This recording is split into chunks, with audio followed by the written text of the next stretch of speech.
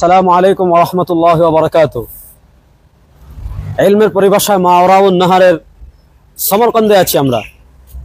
এখন আমরা যে জায়গায় যাচ্ছি, রাসূল করিম সাল্লাল্লাহু আলাইহি ওয়াসাল্লামের আপন চাচা হযরত আব্বাস রাদিয়াল্লাহু তাআলা আনহু, তার একজন ছেলেকে আমরা সবাই কম বেশি চিনি, হযরত আব্দুল্লাহ ইবনে আব্বাস রাদিয়াল্লাহু তাআলা আনহু।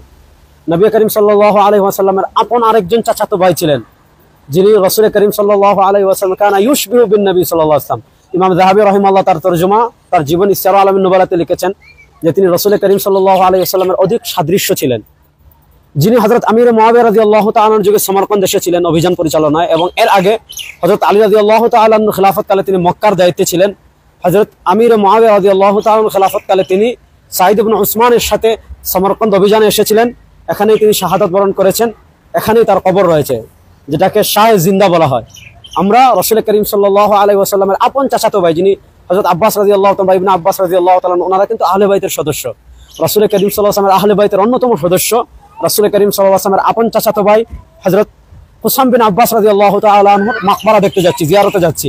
আমার সাথে আছেন বাংলাদেশের পরিচিত মুখ, জাতীয় শিশু কিশোর সাংস্কৃতিক সংগঠন কলরবের সম্মানিত নির্বাহী পরিচালক বন্ধুবর মাওলানা মোহাম্মদ বদরুজ্জামান। আমরা একজন সাহাবীর কবর দেখতে যাচ্ছি। বদরু ভাই, আপনার অনুভূতি জানতে চাচ্ছি।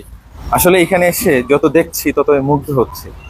প্রতিটি জায়গায় আমাদের জন্য নতুন, এবং এর সাথে ইসলামের কোনো না কোনো ঘটনা জড়িয়ে আছে।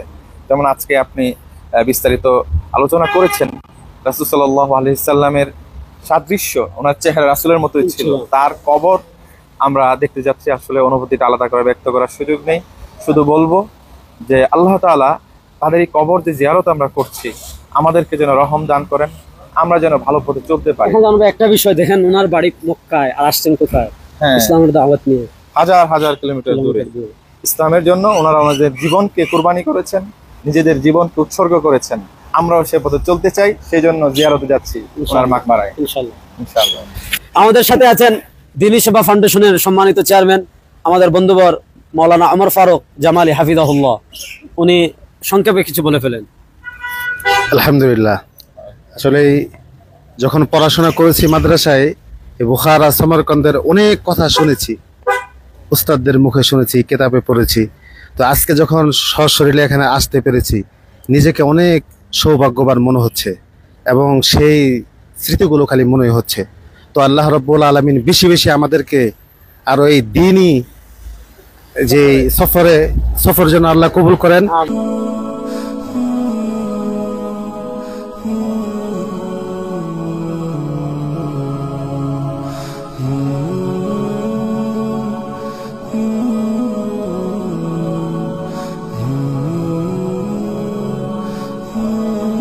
আমরা হুসাম বিন আব্বাস রাদিয়াল্লাহু তাআলা আনহুর মাকবারার পাশে চলে আসছি।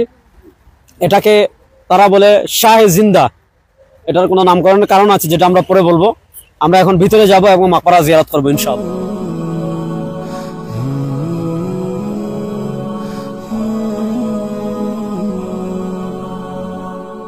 রাসূল করিম সাল্লাল্লাহু আলাইহি ওয়াসাল্লামের আপন চাচাতো ভাই হযরত হুসাম বিন আব্বাস রাদিয়াল্লাহু তাআলা আনহু, তার মাকবারা আমরা জিয়ারত করার তৌফিক হলো। এখানে তিনি ঘুমিয়ে আছেন। আল্লাহ রাব্বুল আলামিন তার কবরকে জান্নাতের টুকরা বানিয়ে দিন। তিনি আহলে বাইতের অন্যতম সদস্য, নবী করিম সাল্লাল্লাহু আলাইহি ওয়াসাল্লামের চাচা আব্বাস রাদিয়াল্লাহু তাআলার ছেলে।